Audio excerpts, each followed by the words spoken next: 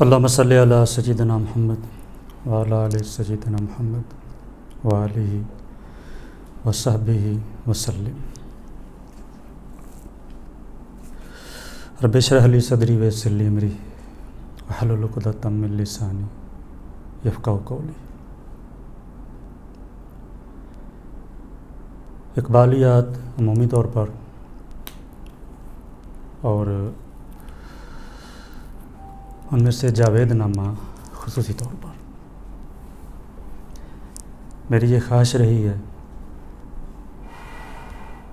کہ میں اپنے بچوں کو پڑھاؤں، میرے بچے یہ سمجھیں، اور یہ کہ دیکھا ہے جو کچھ میں نے اوروں کو بھی دکھلا دے۔ میں جب کہتا ہوں کہ میری یہ خواہش ہے کہ میرے بچے اقبال کو سمجھیں اور خاص کر جاوید نامہ کو سمجھیں، تو اس سے مراد یہ نہیں کہ میرے صرف سلبی بچے بلکہ ہر وہ میرا بیٹا، میری بیٹی، بہن، بھائی جو میرے ساتھ تعلق رکھتے ہیں، پیار کا تعلق ہے، جن کا عقیدت کا تعلق ہے، وہ میرے بچوں سمان ہی ہیں، خواہ وہ مجھ سے بڑے بھی ہوں، خواہ میرے برابر کے ہوں، خواہ چھوٹے ہوں۔ جس کے ساتھ روحانیت کا رشتہ ہے وہ بچوں کی طرح ہے۔ حسن اتفاق ہے یہ کہ علامہ اقبال نے خطاب بسکن نو، خطاب بجوید اور سکن بنیاد نو، نسل نو کو خطاب کر کے، اقبال اپنا جاوید صاحب کو خطاب کر کے انہوں نے پوری قوم کے نوجوانوں کو، بچوں کو اپنا پیغام پہنچایا ہے۔ میری خواہش تھی کہ جاوید نامہ مجھ سے کوئی تفصیل سے پڑھے، میں پڑھانے والا ہوں اور وہ کوئی پڑھنے والا ہو۔ میرے بچوں نے اس پر آمادگی کا اظہار کیا، تو قبل اس کے کہ ہم جاوید نامہ کے آغاز سے، شروع سے ہم اس کو الف ب سے شروع کرتے، میں نے یہ مناسب سمجھا کہ وہ گفتگو، وہ نصیحت جو اقبال نے جاوید کی صورت میں نوجوانوں کے ساتھ کی ہے، یا وہ نصیحت جو انہیں کرنا چاہتے ہیں، سب سے پہلے اپنے بچوں کو میں وہ پڑھاؤں۔ اس کی وجہ یہ ہے کہ ہر کتاب کی اپنی اپنی خصوصیت ہوتی ہے۔ زبور عجم کے بارے میں اقبال نے خود فرما دیا ہے کہ اگر ذوق ہو تو خلوت میں پڑھ زبور عجم، فغان نیم شبی بے نوائے راز نہیں۔ وہ ذوق تو خلوت میں پڑھ زبور عجم، فغان نیم شبی بے نوائے راز نہیں۔ یہ انہوں نے زبور عجم کے بارے میں فرمایا ہے، لیکن جاوید نامے کے بارے میں انہوں نے فرمایا ہے کہ میں نے یہ جب کتاب لکھی ہے تو میں نے اپنی زندگی نچوڑ دی ہے، اپنی زندگی ساری کی ساری نچوڑی ہے، میرا نالج، میرا علم سارا، میری صلاحیتیں، میری قابلیتیں ساری نچوڑ کر میں نے جاوید نامہ میں بھر دی ہے۔ تو کہتے ہیں میرا جسم نچڑا ہے جب میں نے جاوید نامہ۔ تو جاوید نامہ تفصیل کے ساتھ کیسے ہوا، اس کا پس منظر کیا ہے، یہ تو انشاءاللہ العزیز اس وقت میں تفصیل سے روشنی ڈالوں گا جب اس کو شروع سے ہم پڑھنا شروع کریں گے۔ لیکن بچوں کی خواہش تھی کہ بالکل اختصار کے ساتھ بتا دیا جائے، تو اقبال نے اس کتاب میں مشرق و مغرب کے سارے افکار جمع کر دیے۔ رسول اللہ صلی اللہ علیہ وآلہ وسلم کا معراج شریف کو سامنے رکھ کر انہوں نے پوری ڈیٹیل کے ساتھ اس کا جب مطالعہ کیا، گہرائی میں اترے، تو اس کی طرز پر انہوں نے یہ کتاب لکھی۔ اس تفصیل میں ابھی نہیں جانا چاہتا میں کہ اور ان کے سامنے کون کون سی کتابیں تھیں، لیکن آغاز کیسے کیا انہوں نے جاوید نامہ کا؟ اس طرح ہے کہ شاعر دنیا کے ہنگاموں سے تھوڑی دیر کے لیے دور جا کر دریا کے کنارے پر بیٹھ جاتا ہے اور وجد میں، مستی میں مولانا روم کی کہ غزل گنگناتا ہے۔ انسان معرض جس کا آخری میں کہ کل ایک بوڑھا آدمی ہاتھ میں چراغ لے کر ڈھونڈ رہا تھا کچھ اور کہہ رہا تھا کہ میں درندوں سے، چار پایوں سے اکتا گیا ہوں اور کسی انسان کی تلاش میں ہوں۔ دی شیخ با چراغ ہمیں گشت گردے شہر کہ از دام و دد ملولم و انسانم آرزوست۔ ایک بار یعنی شاعر مستی میں یہ غزل گنگنا رہے ہیں رومی کی۔ شام ہو جاتی ہے تو مولا روم کی روح ظاہر ہوتی ہے، مولا روم آ جاتے ہیں، تو شاعر ان سے جو کہ ان وابستگی ہے ان کے ساتھ، وہ ان کے مرشد ہیں، ان سے زندگی اور زندگی سے متعلقہ چیزوں کے بارے میں سوال کرتے ہیں، زندگی کے حقائق کے بارے میں ان سے سوال کرنا شروع کر دیتے ہیں۔ ایک سوال ان میں سے یہ بھی ہے کہ یہ جو کارخانہ رنگ و بو ہے جسے ہم زمان و مکان کہتے ہیں، اس سے نکلا کیسے جا سکتا ہے؟ کیونکہ ان کے سامنے معراج تھا، معراج نبوی تھا، تو کیسے نکلا جا سکتا ہے زمان و مکان کی حدود سے؟ اس اثناء میں وہ فرشتہ بھی آ جاتا ہے جس کے سپرد زمان و مکان کے تصرفات ہیں، تو فرشتہ راز بتاتا ہے کہ زمان و مکان کی حدود سے پار کیسے جا سکتا ہے۔ جب کہتے ہیں کہ اگر تم یہ ترکیب اپنا لو گے تو زمان و مکان کی حدود سے باہر نکل جاؤ گے۔ اقبال اپنے مرشد کی ہمراہی میں زمان و مکان سے آگے جانے والے سفر میں منزلوں کے لیے روانہ ہو جاتے ہیں، تو اس طرح وہ کیا کرتے ہیں کہ افلاک کی سیر کرتے ہیں۔ ایک تو اس میں یہ بہت زیادہ معلومات ہیں، پھر یہ ہے کہ ہر فلک پر جس طرح معراج نامہ میں ہے کہ ایک کسی آسمان پر یوسف علیہ السلام، کسی پر یونس علیہ السلام، کسی پر آدم علیہ السلام، کسی پر ابراہیم علیہ السلام، اسی طرح انہوں نے یہ کیا۔ تو پہلے ہی فلک میں انہیں وشوامتر ایک غار میں چھپے ہوئے ملتے ہیں۔ تو وشوامتر یہ بھی ایک لمبی کہانی ہے کہ وشوامتر کون تھا اور وہ کیا بنا۔ بہرکیف اس کتاب کی یہ خصوصیت ہے، اس لیے یہ میں سمجھتا ہوں کہ سمندر ہے، اس میں ہمارے بر صغیر سے گوتم بدھ، مہاتما گوتم بدھ، وشوامتر، برتری ہری، پھر عربی میں سے انہوں نے جمال الدین، فارسی میں جمال الدین افغانی، سید حلیم پاشا، ابدالی، پھر شاہ ہمدان، پھر غالب، رومی.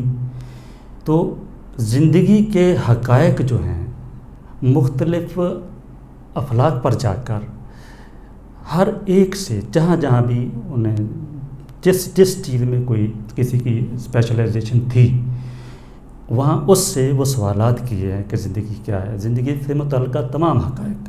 حتیٰ کہ یہ لازمی نہیں کہ وہ کسی بھی شخصیت سے 100% متاثر تھے، بلکہ ایک بھی اس کی فکر میں ایک بھی چیز ہے جو ایسی آ جاتی ہے، جو آ گئی ہے، جو ہمارے لیے مفید ہو سکتی ہے، تو ان سے بھی اقبال نے استفادہ کیا ہے. اس کی مثال قرۃ العین طاہرہ ہے، ایران کی جو شاعرہ مشہور. قرۃ العین طاہرہ سے بھی استفادہ کیا انہوں نے. تو انہوں نے یعنی مشرق و مغرب کے بہت زیادہ مفکرین سے استفادہ کیا، ان کے افکار جو ہیں وہ اس کتاب میں ہمیں دے دیے ہیں.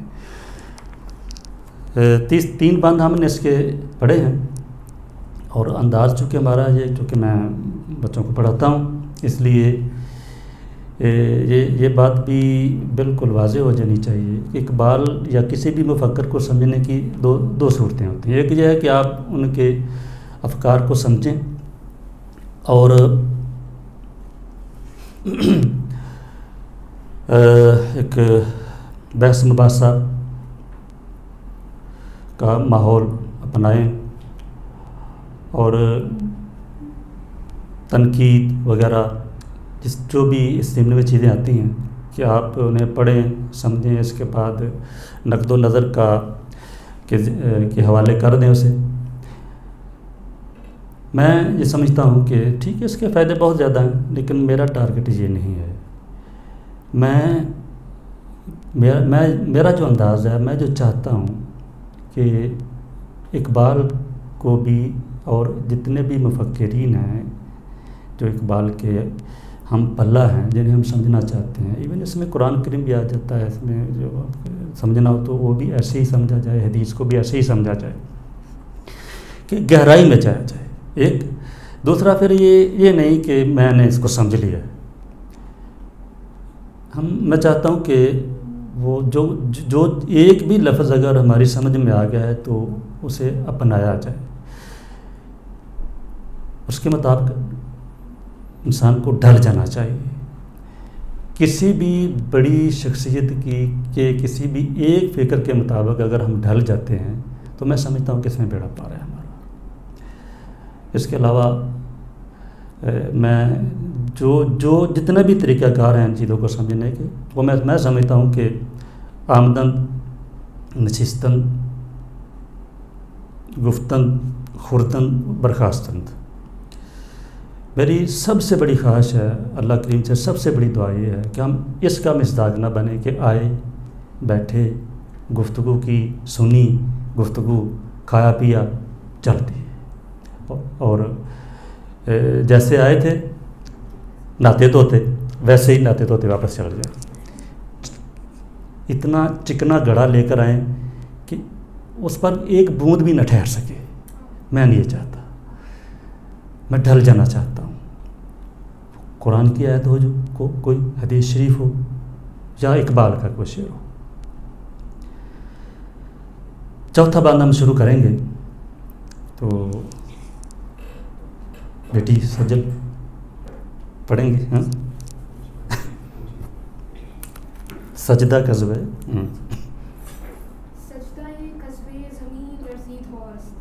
بر مرادش محروما گردید آواز سنگ اگر گیرد نشان هم سجود در هوا آشفت نگردد همچنین این زمان جز سربزیری هیچ نیست اندرو جز زف پیری زف پیری هیچ نیست.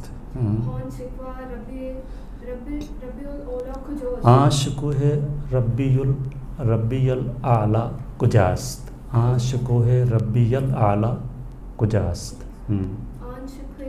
شکوہ شکوہ نہیں کہنا، شکوہ ربی الاعلی کجاست. ucuz. İnkunohe ostiyo taksiremos. Herkese berjodae kod Tundro. Nokoemo bezamamo harzadu. अच्छा बस ठीक है. साहिबे कुरोनो बेजो के तलब अल अजबसुम ये चौथा बंद है सुखने बन याद नौ का, जिसमें यानी नजाद नौ जिसमें इकबाल ने नस्ल नौ के साथ खिताब किया है, गुफ्तगू की है. सजदाए कज़्वे ज़मी लर्ज़ी दास्त, मेरा लहजा पंजाबी है. बेटी ने तो ईरानी लहजे में पढ़ी है ना, इसलिए सजदाए कज़्वे ज़मी लर्ज़ी दास्त बर मुरादश महरुमा करती दास्त. सजदाए कज़्वे, चूँकि हम क्लास ले रहे हैं इसलिए हम लुगत और लुगत के बारे में भी ज़ाहिर है कुछ न कुछ इसकी वजाहत करेंगे, लफ्ज़ों की भी वजाहत की जाएगी. सजदाए कज़्वे, ये ऊपर इसके जो आप हे पर जो हमज़ा है ना छोटा सा, ये आम तौर पर फ़ारसी में मरकब इज़ाफ़ी के लिए भी आता है और मरकब तौसीफ़ी के लिए भी. ये मरकब तौसीफ़ी बनेगा सजदाए कज़्वे ज़मीन लर्ज़ दास्त, वो सजदा कि जिससे ज़मीन लर्ज़ गई थी. ठीक हो गया. वो सजदा कि जिससे ज़मीन लर्ज़ गई थी. बर मुरादश मेहरो माह गर्दी दास्त, मेहर माह, मेहर माना सूरज और माह का माना चाँद. वो सजदा कि जिसकी मंशा के मुताबिक, जिसके हस्ब मंशा, जिसकी मुराद के मुताबिक सूरज और चाँद घूमे हैं. तो ये साहब ईमान की, मोमन की उसी ताकत की तरफ, उसी कुव्वत की, रूहानी कुव्वत की तरफ इशारा है जो हमने पढ़ा है मस्जिद कुर्तबा में. ठीक है ना. मस्जिद कुर्तबा में इसकी मैंने बहुत ज़्यादा तफसील बताई थी. ये वो उसकी तरफ इशारा है कि एक साहब ईमान आदमी जब अल्लाह के सामने झुकता है तो फिर किस तरह पूरी कायनात के बारे में उसका नज़रिया हो जाता है कि ये मेरे सामने झुकेगी. कायनात फिर उसके सामने झुकती है और वो अगर कसम भी खा ले तो अल्लाह ताला उसको पूरी कर देता है. इकबाल ऐसे सजदे को अहमियत भी बहुत देते हैं और ख्वाहिश भी रखते हैं कि काश आज भी वही सजदा हमारे नसीबों में भी हो जाए. ये एक सजदा जिसे तू गरां समझता है, हज़ार सजदों से देता है आदमी को निजात. तो कहते हैं कि एक दफ़ा जब अल्लाह के सामने झुक जाए इंसान, फिर उसके बाद कायनात उसके सामने झुकती है, उसके लिए मुसख्खर हो जाती है कायनात. संग अगर गिरद निशाने आसजूद दर हवा आशुफ्ता गर्दद हमचू दूध. वो सजदा कि जिसका निशान अगर पत्थर भी कबूल कर ले. ये मैंने ये जानबूझ कर ऐसे कहा है, ये नहीं कहा कि अगर उसका निशान पत्थर पर पड़ जाए, नहीं, पत्थर भी अगर उसका निशान कबूल कर ले, ठीक है, तो वो तहलील होकर, आशुफ्ता होकर धुएं की तरह हवा में उड़ जाएगा. दूध धुआं कैसे कहा है गालिब ने. हाँ, ये भी है जुज़ कैस और ना कोई आया बरूए कार, सहरा मगर बतंगी चश्मे हुसूद था ख्वाब में ख्याल को तुझसे मामला, जब आँख खुली तो ज़िया था नसूद था. आशुफ्तगी ने नक्शे सवैदा किया दुरुस्त, ज़ाहिर हुआ कि दाग का सरमाया दूध था. पेशे बगैर मर न सका कोह का नसद, सरगश्ताए खुमारे रसूमों को यूद था. वो कहते हैं कि जी دل کے اندر سویدہ، دل کے اندر جو ایک چھوٹا سا سیاہ نقطہ ہوتا ہے نا، یہ ہماری اشفتگی پریشانی نے بنایا ہے. تو اس سے پتہ یہ چلتا ہے کہ یہ جو داغ دل پر لگا ہے نا، اس کا اصل سرمایہ وہ دھواں ہی ہے جو دل جلنے سے پیدا ہوتا ہے. تو دودھ یہ ہے. تو جس طرح بیٹی نے اشارہ کیا، ایک اور اسی طرح انہوں نے دودھ استعمال کیا، وہ بہت پیارا استعمال ہوا ہے. بویا گل نالۂ دل دودھ چراغے محفل، جو تیری بزم سے نکلا سو پریشان نکلا، جو تیری بزم سے نکلا سو پریشان نکلا. تو دودھ کی طرح کہتے ہیں کہ دودھ نہیں پڑھنا، دودھ کی طرح اس سجدے کا نشان اگر پتھر پر بھی پڑ جائے تو پتھر تحلیل ہو کر ہوا میں اڑ جائے، جس طرح دھواں تحلیل ہو جاتا ہے، اڑ جاتا ہے.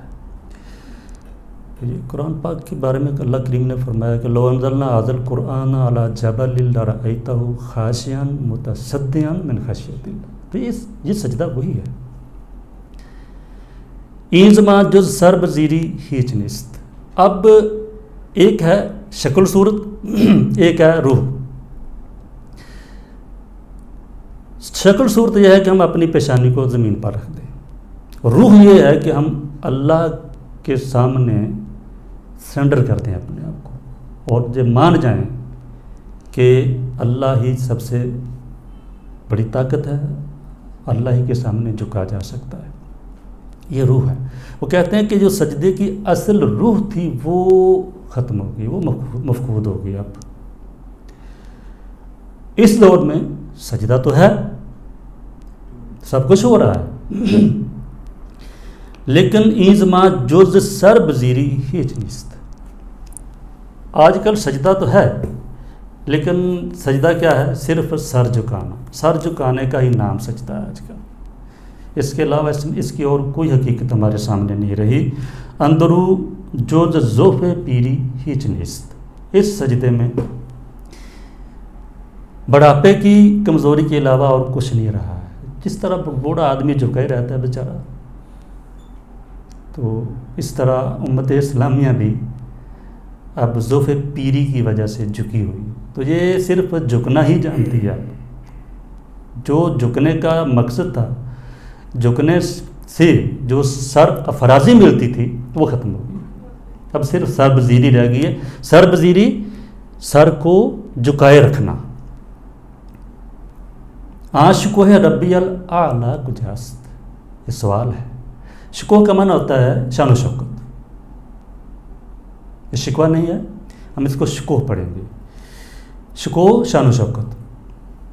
تو ربی الاعلیٰ، سجدے میں انسان یہ کہتا ہے سبحان ربی الاعلیٰ، سبحان ربی الاعلیٰ، میرا رب پاک ہے، وہ میرا پروردگار، وہ میرا رب جو سب سے زیادہ بلند ہے. کہتے ہیں کہ جب ایک مرد مومن ربی الاعلیٰ کہا کرتا تھا، اس وقت جو جس شان و شوکت کا مالک تھا، اس سجدے نے جس آب و تاب کا، جس شان و شوکت کا اسے مالک بنایا تھا، اب وہ شان و شوکت کہاں گئی؟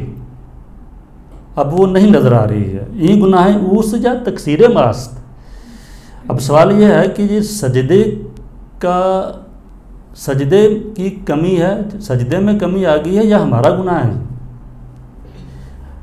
اگر سجدہ کر کے، سر بزیری کر کے ہم سرفراز نہیں ہو سکتے، اگر ہم اللہ کے سامنے جھک کر دوسروں کے سامنے سیدھے کھڑے نہیں ہو سکتے بلکہ سر جھکائے ہی رکھتے ہیں، تو اس میں سجدے کا کیا قصور ہے؟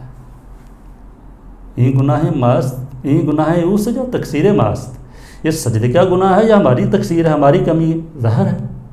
اسے تجاہل عارفانہ کہتے ہیں بلاغت میں.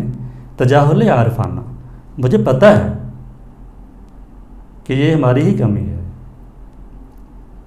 یہ کمی پتہ ہی ہماری ہی طرف سے صادر ہوئی ہے، لیکن پھر سوال ہے کہ یہ کیوں ایسے؟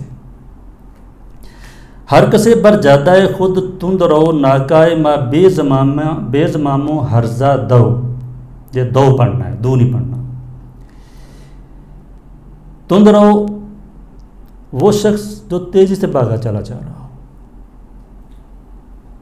ہرزہ دو وہ جو بے مقصد بھاگا جا رہا ہو. اب کہتے ہیں نا ہرزہ سرائی کی ہے اس نے. ہرزہ سرائی یعنی فضول بات کی ہے جس کا کوئی مطلب ہی نہیں ہے. ہم میں سے ہر آدمی نے کوئی نہ کوئی راستہ اختیار کیا ہوا ہے اور وہ اس راستے پر بھاگا چلا جا رہا ہے. تند رو تیزی سے بھاگا چلا جا رہا ہے. اٹا ہوا ہے سر، اس کے بال اٹھے ہوئے ہیں گرد و غبار سے. اس کو نہیں پتا کہ میں کدھر بھاگا جا رہا ہوں. ایک راستہ اختیار کیا ہے. اب 10 آدمی ہو، فرض کریں جمعیت ایک 10 آدمی کی ہو، تو ان میں سے ہر ایک کا رخ کسی اور طرف ہو تو پھر جمعیت تو نہ رہے گی نا. تو مسلمانوں کی پرا گندگی، ان کی آشفتہ حالی کا نقشہ کھینچا جا رہا ہے کہ ہر آدمی اپنی ڈھائی اینٹ کی مسجد بنا کر بیٹھا ہوا ہے. ٹھیک ہے، ہر ایک نے منہ اٹھایا ہوا ہے کسی ایک طرف اور بھاگا جا رہا ہے. اور بھاگ بھی آستہ نہیں رہا ہے کہ چلو اس کو پیچھے سے بھاگ کر انسان تھوڑا سا پکڑ لے، یار بات سن. وہ تند رو تیزی سے بھاگا جا رہا ہے کہ کوئی مجھے ٹھہرائے بھی نہ، پیچھے سے آواز بھی کوئی نہ دے. ناکائے ماں ہماری اونٹنی، بے لگام ہرزہ دو. ہماری اونٹنی کی لگام ہماری اونٹنی بے لگام ہو کر بے مقصد باغی پھر رہی ہے. کوئی منزل ہی نہیں ہے اس کی. لگام ہوگی کسی کا وہ تابع فرمان ہوگا، کوئی کسی کی سننے والا ہوگا کوئی، تو انسان اس کو پوچھے گا، بتائے گا کہ ایسے نہیں ایسے کرنا. تو ایسی آوارہ گرد قوم، وہ کہتے ہیں کہ یہ نقشہ ہے ہماری قوم کا کہ آوارہ گرد ہو چکی ہے. اس اونٹنی کی طرح جس کی نکیل بھی ٹوٹ چکی ہو، کسی کے ہاتھ میں نہ ہو، اور وہ اس کی منظر بھی کوئی نہ ہو، ادھر ادھر بھاگتی پھر رہی ہو. ملت اسلامیہ کا نقشہ ہے صاحب قرآن بے ذوق طلب، العجب ثم العجب ثم العجب. صاحب قرآن ہو اور اس میں طلب کا کوئی ذوق نہ ہو. بہت حیرانی کی بات ہے. العجب ثم العجب ثم العجب، تعجب کی بات ہے، پھر تعجب کی بات ہے، پھر تعجب کی بات ہے. تعجب بر تعجب، حیرانی در حیرانی کہ صاحب قرآن ہو کر منزل سامنے کوئی نہیں ہے جس کی طلب میں جا سکے. تو یہ اس میں ہم نے زیادہ شرح نہیں کی ہے کیونکہ یہ ظاہر ہے اقبال جو ہیں وہ قوم کی پراگندہ حالی کا تو رونا بہت زیادہ روتے ہیں، اس لیے ہم جانتے ہیں کہ وہ قومی شاعر تھے. آگے 5واں بند شروع کرتے ہیں. شہرزاد پڑھے. گر خدا سازد ترا صاحب نظر، روزگار راہ کے می آید نگر. عقل ہا بے باک و دل ہا بے گداز، چشم ہا بے شرم و غرق اندر مجاز. علم و فن دین و سیاست عقل و دل، زوج زوج اندر طواف آب و گل. آسیا آمرز و بوم آفتاب، غیر بھی از خویشتن اندر حجاب. قلب او بے واردات نو بنو، حاصل شراب کس نگیرت بادو جو. روزگارش اندری دیری نہ دیر، ساکنو یخ پستاؤ بے ذوق و سیر. سید ملا یانو نخچیر ملوک، آب ہوئے اندیشہ مندولو. چلو بسم اللہ. گر خدا سازد ترا صاحب نظر، روزگار راہ کے می آید نگر. اب خطاب جاوید سے بھی ہے اور خطاب مجھ سے بھی ہے، خطاب آپ سے بھی ہے.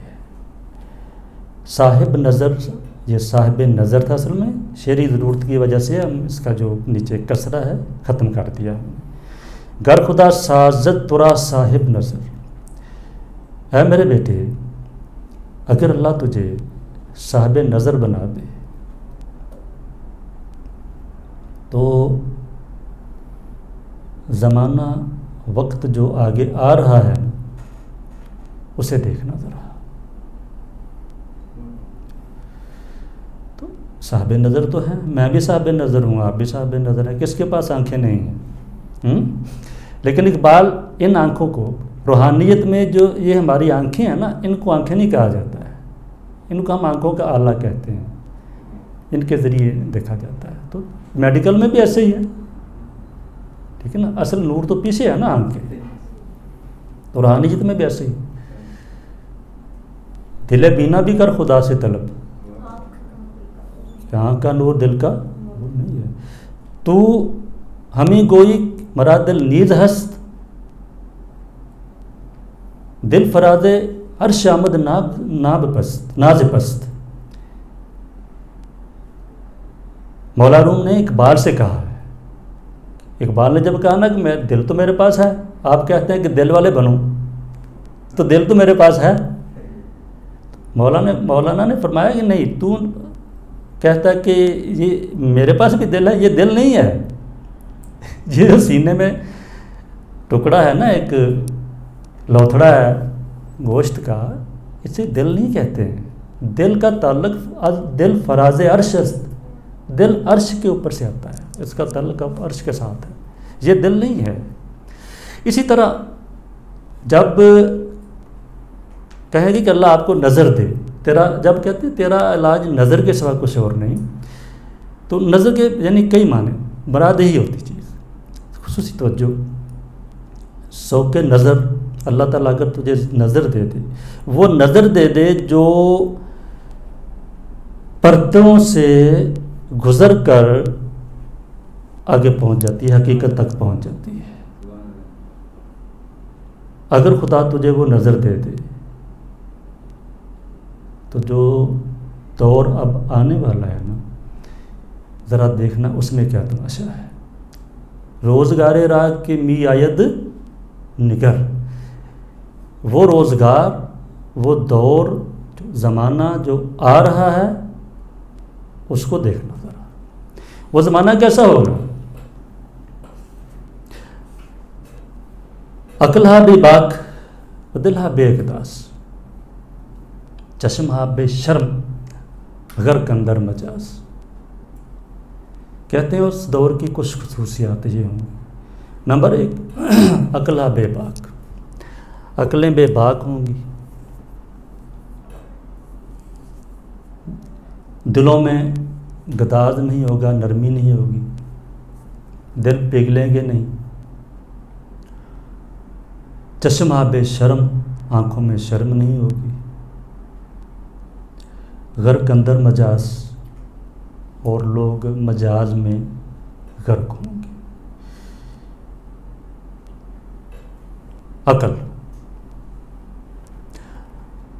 عقل ہا بے باک، یہ ایک علیحدہ مضمون ہے کہ اقبال عقل پر بہت ہی زیادہ تنقید کیوں کرتے ہیں. ٹھیک، انشاءاللہ اس کے لیے علیحدہ کبھی نشست ہوگی. تو عقل، ادھر میں صرف 2 لفظوں میں آپ کو سمجھاؤں گا کہ عقل بے باک کیا ہوتی ہے. اس میں تو کوئی شک نہیں کہ عقل کا بہت مقام ہے، لیکن جب عقل پر تنقید ہوگی اقبالیات میں خاص کر اور مثنوی میں خاص کر، مولانا روم کی مثنوی، تو اس سے مراد وہ عقل نہیں ہوگی جسے استعمال کرنے کا اللہ تعالیٰ نے بار بار کہا ہے، وہ عقل نہیں ہے اس سے مراد. اہل علم، اہل تصوف، اہل معرفت جب کہتے ہیں عقل پر تنقید کرتے ہیں تو اس سے مراد بحث مباحثہ، فضول گوئی کی وہ قوت ہے، فضول گوئی کا وہ انداز ہے جو انسان کو جھکنے پر، ہار ماننے پر، تسلیم کرنے پر آمادہ نہیں ہونے دیتا ہے. یعنی آسان لفظوں میں عقل سے مراد انسان کی وہ عادت ہے، وہ قوت ہے جو تسلیم کے مقابلہ کرتی ہے ہمیشہ. ٹھیک ہے, ایک بات کہیں وہ اس کی تردید کے لیے کمر بستہ ہو جائے گا. یہ نہیں سوچے گا کہ صحیح ہے یا غلط ہے. ٹارگٹ ہے کہ وہ اس کی تردید کرنی ہے, دلائل دینے ہیں. تو اقبال نے اس عقل کو کہیں عقل عیار کہا ہے. عقل عیار ہے, 100 بھیس بنا لیتی ہے. عشق بیچارہ ملا ہے نہ زاہد نہ حکیم. عقل عیار اسے کہا ہے. عیار عقل وہ ہوتی ہے جو قابو میں نہیں آتا انسان, جو جس کے پاس ہو نا قابو میں نہیں آتا. کہیں اسے عقل خود بھی کہا ہے اقبال نے.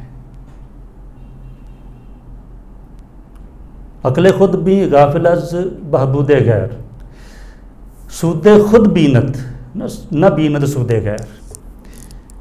عقل کی ایک قسم وہ ہے جسے عقل خود بھی کہتے ہیں اقبال. عقل خود بھی وہ ہوتی ہے جو صرف اور صرف اپنا سوچتی ہے, اپنے فائدے کے بارے میں سوچتی ہے, جس کے پیش نظر صرف اور صرف اپنا فائدہ ہوتا ہے. عقل خود بھی غافل از بہبود غیر. عقل خود بھی جو ہوتی ہے نا وہ دوسرے کی فلاح و بہبود سے غافل ہوتی ہے, اس کی بلا سے کہ دوسرے پر کیا بیتے, دوسرا کس حال میں ہے. سود خود بینت نہ بینت سود غیر. وہ ہمیشہ اپنا فائدہ دیکھتی ہے, دوسرے کا فائدہ نہیں دیکھتی کبھی بھی. اس عقل سے بھی کہا ہے کہ آپ نے دور بھاگنا ہے. عیار عقل سے بھی آپ نے دور بھاگنا ہے. ایک عقل وہ ہے جسے وہ دانش برہانی کہتے ہیں کہ وہ دلائل کے انبار لگاتی ہے.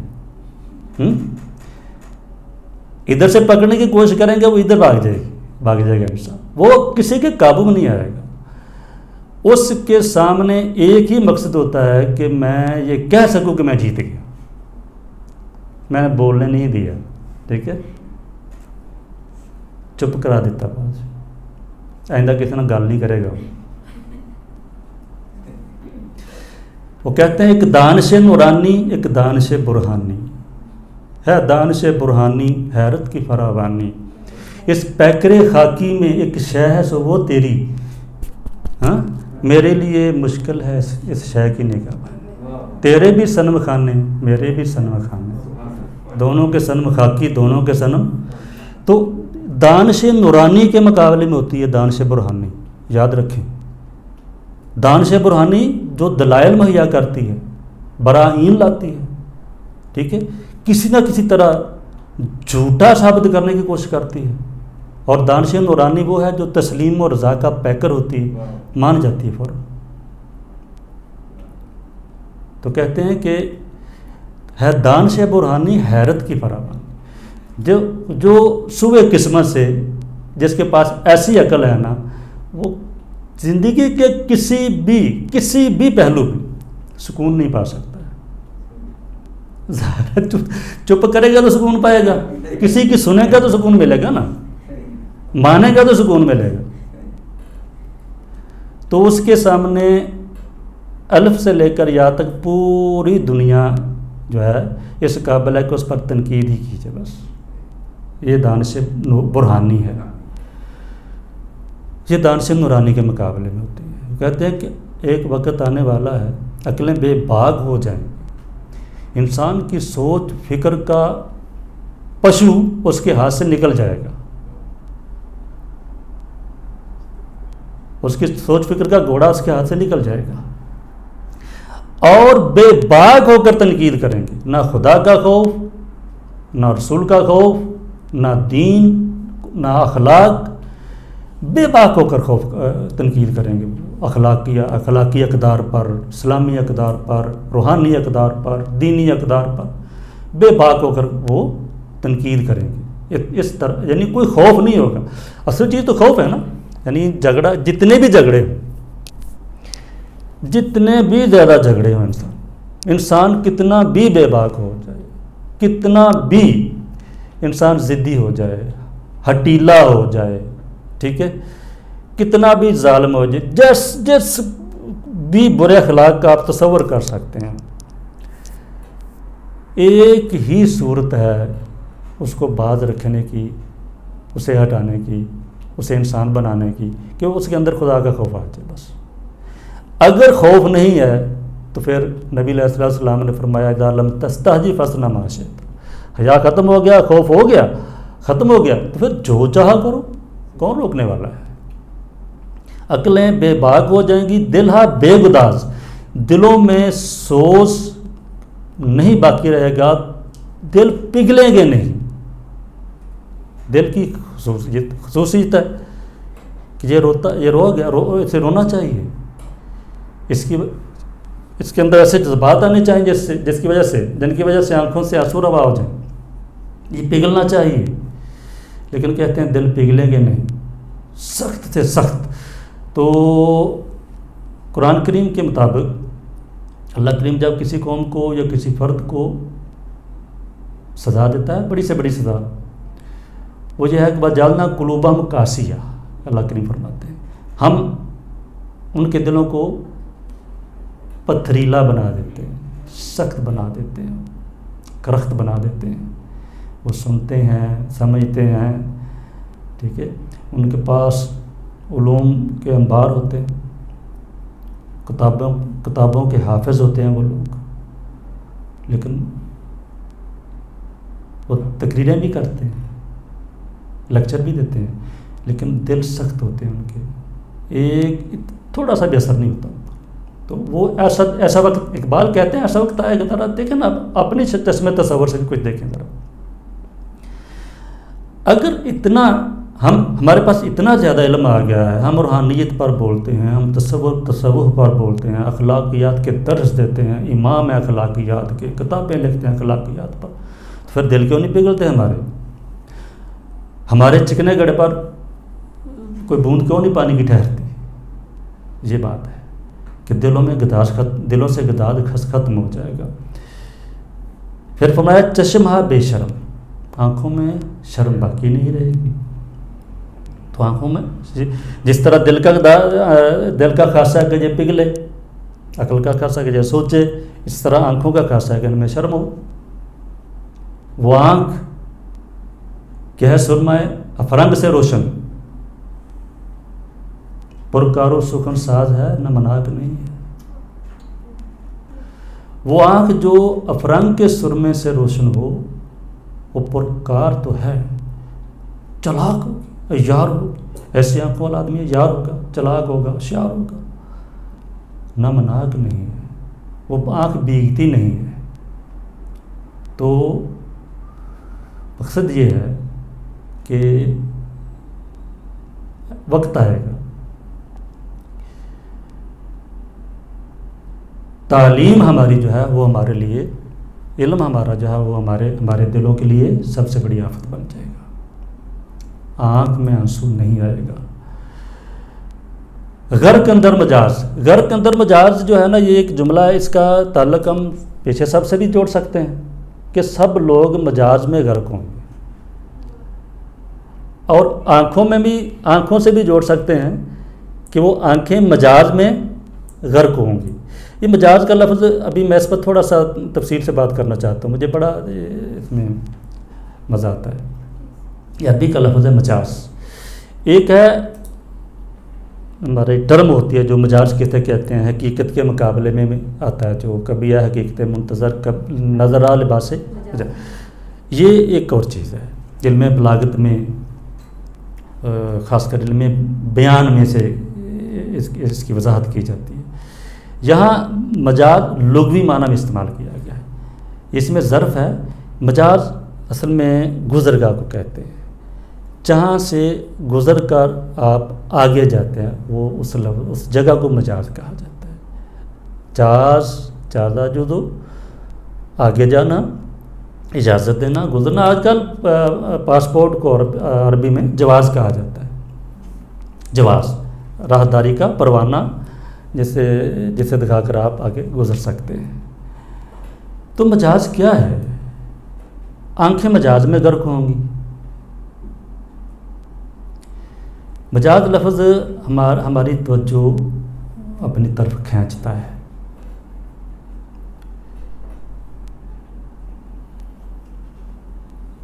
جازا کا جو لفظ ہے اس کو اس کے آگے پیچھے یعنی سابقہ اور لاحقہ کے حساب سے اس کے معنی بنتے ہیں کافی زیادہ، اور سارے معنی اسی چیز کے ارد گرد ہی گھومتے ہیں تقریباً۔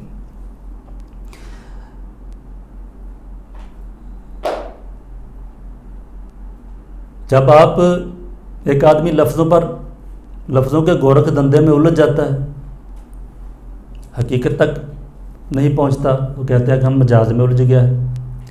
ایک آنکھ کپڑوں پر اٹک جاتی ہے،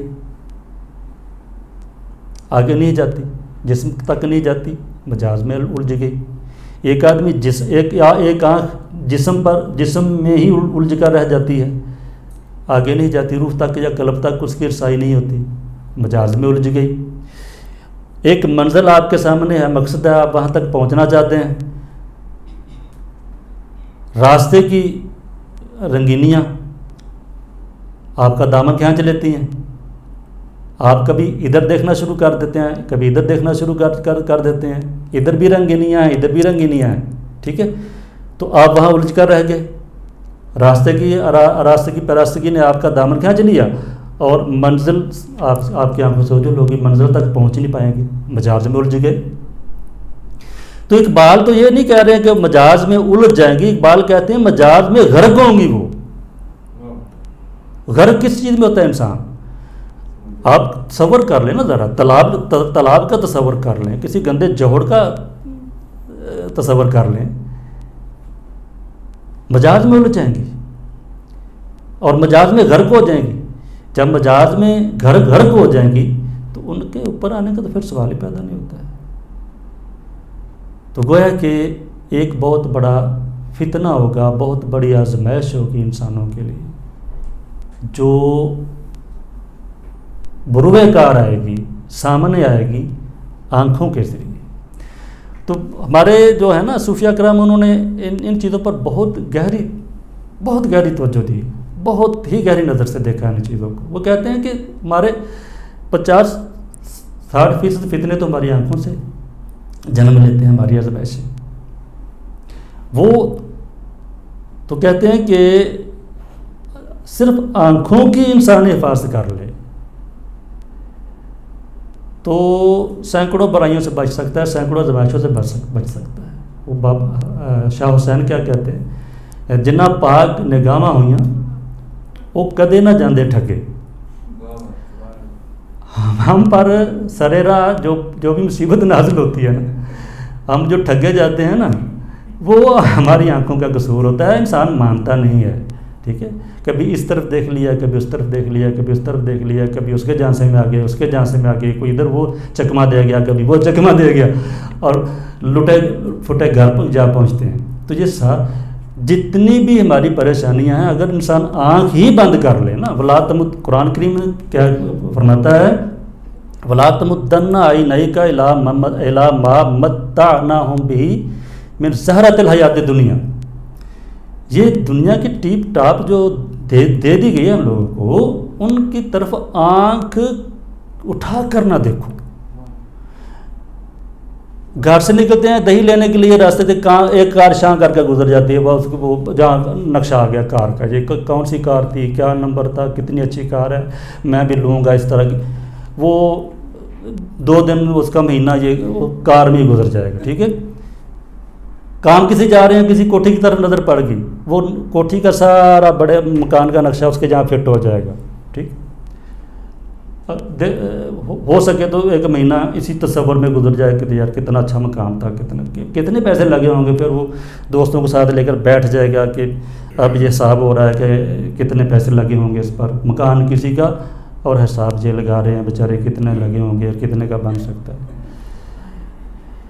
تو یہ آنکھوں کے فتنے ہیں بہت زیادہ۔ مجاز میں غرق ہوں گی، جب یعنی لغوی طور پر مجاز کا معنی چھوٹی سی چیز، یعنی مجاز کا تعلق تھوڑی سی چیز کے ساتھ بھی ہوتا ہے۔ عربی کے بہت زیادہ الفاظ ہیں جو دونوں معنوں میں آتے ہیں۔ مجاز کا اصل لفظ ہے، تھوڑی سی چیز کے لیے بھی استعمال ہوتا ہے، بہت زیادہ چیز کے لیے بھی استعمال ہوتا ہے۔ تجوزہ قضا عربی میں کہتے ہیں کہ بالکل تھوڑی سی چیز پر اکتفا کر لینا. یہ ذرا گہرائی سے سمجھے گیا. یعنی مجاز کا جو روٹ ہے اس میں ایک معنی یہ بھی آتا ہے کہ کسی چھوٹی سی چیز پر, تھوڑی سی چیز میں پر اکتفا کر لینا. تو بظاہر تو یہ چیز بڑی اچھی لگتی ہے کہ انسان اندر سے بھرا ہوا ہو, تھوڑی سی چیز پر اکتفا کر جائے کافی ہے, ٹھیک ہے. لیکن ایسا نہیں ہے. اللہ کریم نے اس دنیا کو کل متاع دنیا قلیل کہہ دو, فرما دیجیے میرے محبوب دنیا کا ساز و سامان قلیل کی حیثیت رکھتا ہے. تو جب ہماری نگاہیں دنیا میں الجھ جائیں گی مجاز میں غرق ہو گئے ہم. پھر یہی روٹ جو ہے وہ زیادتی پر بھی آتا ہے, زیادتی کے لیے بھی استعمال ہوتا ہے.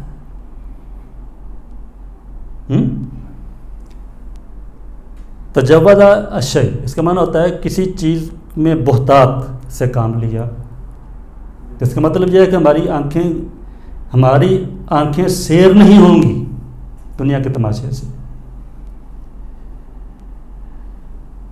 فرمایا آنکھیں چشمہ بے شرم گھر کے اندر مجاز. تو جب اقبال نے, اللہ کریم انہیں اگلی کرامت کرے, یہ جو مجاز ہے نا اس کے بارے میں بہت ہی سخت کہتے ہیں الفاظ استعمال کیے ہیں کہ جو لوگ, یعنی ایک دور آئے گا ہمارے قلم کار, ہمارے ادبا, ہمارے شعراء, ہمارے مصورین سب کے سب مجاز میں غرق ہو جائیں گے. تو زمام کار جو ہوتی ہے عام طور پر فکری زمام کار, عام طور پر یعنی فکری لگام قوم کی عام طور پر یہی ایک طبقہ جس کے ہاتھ میں ہوتی ہے. شاعروں کے پیچھے قوم لگی ہوتی ہے, یا ادبا کے پیچھے, یا مصورین کے پیچھے. یہی چیزیں جنہیں ہم ادب لطیف کیا کہتے ہیں. تو اس ضمن میں مجھے ان کا بہت اچھا ایک اس میں ہے, تو سختی تو بہت ہے لیکن ہمارے لیے آنکھ کھولنے کے لیے وہ بہت ہی اہمیت کا حامل ہے. وہ اقبال کا وہ کتاب یا 2-4 شعر ہیں. اقبال فرماتے ہیں کہ عشق و مستی کا جنازہ ہے تخیل ان کا. یہ ضرب کلیم میں یہ شعر, اور میں سمجھتا ہوں کہ اس ضمن میں اقبال کے سب سے زیادہ سخت الفاظ ہیں جو انہوں نے استعمال کیے ہیں. اس لیے اس کی وضاحت میں کرنا ضروری سمجھتا ہوں. عشق و مستی کا جنازہ ہے تخیل ان کا, ان کے اندیشہ تاریک میں قوموں کے مزار. عشق و مستی کا جنازہ ہے تخیل ان کا, ان کے اندیشہ تاریک میں قوموں کے مزار. موت کی نقش گری ان کے صنم خانوں میں, زندگی سے ہنر ان برہمنوں کا بیزار. چشمے آدم سے چھپاتے ہیں مقامات بلند, کرتے ہیں روح کو خوابیدہ بدن کو بیدار. ہند کے شاعر و صورت گرو افسانہ نویس, آہ بیچاروں کے اعصاب پر عورت ہے سوار. اس سے زیادہ سخت الفاظ نہیں مل سکتے آپ کو کہ ہمارے شعراء کس دلدل میں پھنسے ہوئے ہیں. بڑا مصور کسے کہا جاتا ہے جی؟ جو کسی عورت کا حسین مجسمہ بناتے ہیں. یہ بہت بڑا فنکار ہے, بہت بڑا فنکار ہے جی. بڑا شاعر کون ہے؟ جو سب سے زیادہ بالوں کی, آنکھوں کی, پلکوں کی, ناخنوں کی, بٹنوں کی تعریف کرنا شروع کر دے. بٹن کیسے ہیں, ٹھیک ہے, کالر کیسی تھی, ٹائی کیسی ہے, اب زلفیں جو ہیں ادھر کو لہراتی ہیں یا ادھر کو لہراتی ہیں، رنگ کیا ہے بالوں کا، ٹھیک ہے، وہ کہتے ہیں بڑا زبردست شاعر ہے۔ افسانہ نگار کون اچھا ہے، کون سا اچھا ہے؟ تو افسانہ پڑھ لیں، ناول پڑھ لیں، شاعری پڑھ لیں آپ، ٹھیک ہے، آرٹ گیلری میں چلے جائیں کسی میں، آپ کو سارے افکار، ساری صلاحیتیں، ساری قابلیتیں بنت ہوا کے ارد گرد طواف کرتی ہوئی نظر آئیں گی، بس گویا کہ ساری زندگی یہی رہے گی انسان کی۔ یہ آگے انہوں نے مجاز کا جو لفظ ہے اس کی بڑی پیاری خود ہی انہوں نے بتا دیا، آخر میں بتاتے ہیں، وہ فرماتے ہیں کہ ترسم ای اثرے کہ تو زادی دراں در بدن غرقست کام دانند دے جا، اے میرے بیٹے میں اس دور سے ڈر رہا ہوں جس میں تیری پیدائش ہوئی ہے۔ یہ دور کیسا ہے؟ در بدن غرقست، ادھر کیا فرمایا؟ غرق اندر مجاز، مجاز سے مراد کیا لیا انہوں نے کہ یہ دور غرق بدن میں غرق ہے، کم دانند دے جاں، روح کے بارے میں انہیں کوئی علم نہیں ہے، بہت کم علم رکھتے ہیں اس بارے میں، ان کی ساری شاعری، ساری صلاحیتیں، ساری توجہ، سارا فلسفہ ان کا، ساری افسانہ نگاری، ساری ناول نگاری، ساری عربی دانی، اردو دانی، انگلش دانی، سب کے سب کس کے گرد گھومتی ہے؟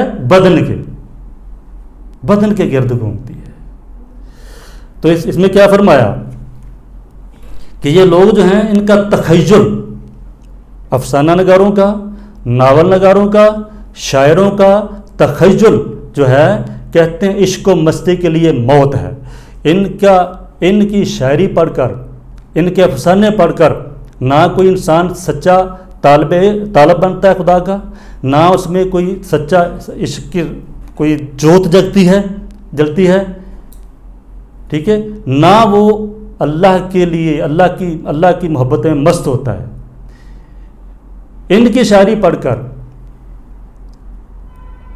یقین اللہ مستی و خود گزینی، اللہ مستی اقبال نے استعمال کیا، ان کی شاعری پڑھ کر، ان کے افسانے پڑھ کر اللہ مستی کا جنازہ نکل جاتا ہے۔ عشق و مستی کا ہے جنازہ، ہے تخیل ان کے خیالات جو ہیں وہ عشق و مستی کا جنازہ ہیں گویا کہ۔ اور ان کے اندیشہ تاریخ میں قوموں کے مزار، ان کی دانش کیا ہے، ٹھیک ہے، اندیشہ کسے کہتے ہیں؟ سوچ سمجھ، فکر، ان کی دانش کا اوج کمال کیا ہے؟ ان کی دانش سے میں قوموں کے مزار ہیں، قوموں کی قومیں ان کے فکر سے متاثر ہو کر زندہ درگور ہو جاتی ہیں۔ ان کے اندیشہ تاریخ میں قوموں کے مزار، اور پھر ہم فرماتے ہیں یہ برہمن ہیں، یہ لوگ جس طرح برہمن بت پوجتے ہیں نا، تو یہ بھی بت پر پوجتے ہیں، یہ محبوب کو بت ہی کہتے ہیں یہ بھی، ٹھیک ہے، تو یہ بھی بدن کے پجاری ہیں، اور یہ ان سے بدتر پجاری ہیں برہمنوں سے، ٹھیک ہے۔ وہ کہتے ہیں کہ موت کی نقش گری ان کے صنم خانوں میں، یہ ان کی جو آرٹ گیلریاں ہوتی ہیں نا، کہتے ہیں کہ ان کے صنم خانے ہیں، آرٹ گیلریاں نہیں ہیں، ان میں موت کی نقش گری ہوتی ہے۔ جب زندہ تو روح نے رہنا ہے نا، جسم تو ختم، تو جو بدن کے پیچھے ہی پڑا رہے گا تو وہ موت کی نقش گری کر رہا ہے، موت کے نقشے کھینچ رہا ہے، موت کی صورت گری کر رہا ہے۔ موت کی صورت گری ان کے صنم خانوں میں، زندگی ہنر سے ان برہمنوں کی بیزار، زندگی ان برہمنوں کے ہنر سے بیزار ہے، ऐसे ब्राह्मण हैं, ऐसे बुत तराशते हैं, ज़िंदगी उनसे दूर भागती है। उन्हें देखकर कोई दिल ज़िंदा नहीं हो सकता, कोई रूह ज़िंदा नहीं हो सकती है। इनकी शायरी पढ़कर अफसरदा हो सकते हैं आप, नाउमीद हो सकते हैं, खुदकुशी कर सकते हैं, ठीक है ना। चलती फिरती ज़िंदगी को आप खैरबाद कह सकते हैं। तो ये जितने भी जो बच्चे ने लफ्ज़ बोला है, जितने भी हमारे डिप्रेशन है, जो एंजाइटी है, फलां है, ये इसी शायरी की पैदावार है, इसी अदब की पैदावार है, सारी सब इसी की पैदावार है। एक शेर पढ़ लिया, इसके बाद मस्त होकर बैठ गए, जी बड़ा अच्छा शायर है, अक्खां दी बड़ी सोहनी तारीफ की है। अक्खां वो कहते हैं कि चश्मे ये इतने बदबख्त हैं, चश्मे आदम से छुपाते हैं मकामाते बुलंद, करते हैं रूह को खाबीता, रूह को सुला देते हैं, बदन को बेदार, और बदन को बेदार कर देते हैं। ये कितनी बड़ी बदबख्ती है इंसान की इस दौर में, कि हमारे शायर सारे के सारे हमारी रूह के दुश्मन बन चुके हैं। इनकी सारी शायरी, सारी सलाहियतें बदन के इर्द गिर्द घूमती हैं। वो बदन जिसके बारे में खुद भी कहते हैं कि पता नहीं पालदा मेहमान है कि दो पालदा मेहमान है। इतनी इससे बड़ी कंट्राडिक्शन और क्या हो सकती है ज़िंदगी की, कि वो खुद ही कहते हैं कि इसका क्या यार, बदन का क्या करना है, लेकिन फिर भी मरते दम तक इसी बदन के पीछे पड़े रहते हैं। चश्मे आदम से छुपाते हैं मकामाते बुलंद, करते हैं रूह को खबीदा, बदन को बेदार। हिंद के शायर, मुसव्विर, सूरतगर, मुसव्विर, अफसाना नवीस, इनमें सारे आ जाएंगे ना। जितने अफसाना नवीस में नसरगार कर लें सारे, इनमें नावलगार भी आ जाएंगे ना। इनमें अपने जो कालमगार भी आ जाएंगे। जितनी भी नसर की आगे सिनफें हैं इसमें आ जाएंगी सारी। तो शायर हूँ, मुसव्विर हूँ, अफसाना नवीस हूँ, बेचारों के आसाब पर औरत है सवार। सोचे जिनके आसाब पर औरत बैठ जाए, आसाब ज़ाहिर सबसे मुश्किल इलाज तो फिर आसाब का होता है। चले जाए आप किसी हॉस्पिटल में, तो आपको कह देना कि आपके पट्टे कमज़ोर हो चुके हैं, फिर देखना आपके फिर किस तरह जेबें खाली होती हैं।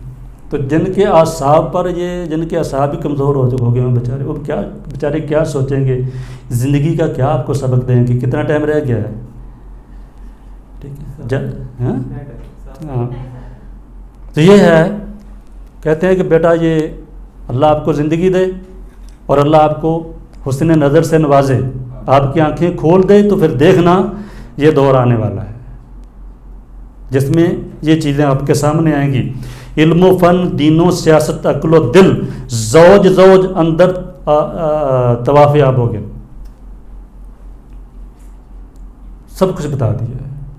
उस दौर में इल्म, उस दौर की साइंस, उस दौर का इल्म, फ़न, हुनर, दीन, सियासत, अक्ल, दिल, ज़ौज, ठीक है। लफ्ज़ी मना तो जोड़ा है, पै दर पै, ग्रोह दर ग्रोह, तवाफ़ आबोगिल, पानी और मट्टी का तवाफ़ करेंगे, इस बदन का तवाफ़ करेंगे, इसी दुनिया का तवाफ़ करते रहेंगे, ठीक है। सारा इल्म, सारा हुनर, सारी सियासत, सारा दीन इसी आबोगिल के इर्द गिर्द ही चक्कर लगाएगा। इस दुनिया के हसूल के लिए ही सारी तगोदो होगी, इस दुनिया का हसूल ही सारी कोशिशों का महवर और मरकज़ बन जाएगा, ठीक है। पढ़ोगे तो इस दुनिया के लिए, जियोगे इस दुनिया के लिए, हुनर सीखोगे इस दुनिया के लिए, सियासत करोगे इस दुनिया के लिए, ठीक है। अक्ल इस्तेमाल करोगे दुनिया के लिए, दिल को इस्तेमाल ना करोगे दुनिया के लिए। सब का सब तवाफ़ आबोगिल, इसी मादा परस्ती का चक्कर लगाएंगे सारे, इसी मादा परस्ती में गुम होकर रह जाएंगे सारे। तो आबोगिल से मुराद मादा परस्ती से हम कहते हैं। कल्बे बे आसिया मर्ज़ो बुम आफ्ताब कैर भी आज खेश्तन अंदर हिजाब, ये इनफरादी طور یعنی افراد سے گزر کر اب پھر اقوام کی طرف متوجہ ہو گئے. فرد سے فرد کو تھوڑی سی فرد کی آنکھیں کھول کے پھر اقوام کی طرف آ گئے کہ ایشیا مرز و بوم کہتے ہیں جنم بھومی کو یا جائے پیدائش کو. جنم بھومی جائے پیدائش. ایشیا جو کہ جائے پیدائش ہے، مرز و بوم ہے آفتاب کا، یہاں سے آفتاب طلوع ہوتا ہے. مشرق ہم کہتے ہیں نا اپنے حصے سے، مشرق ہے، ہم مشرقی لوگ ہیں. تو مشرق کا معنی یہی ہے طلوع ہونے کی جگہ. کہتے ہیں کہ غیر بھی از خیشتن اندر ہے جا. یہ ایشیا جو کہ جہاں سے سورج طلوع ہوتا ہے،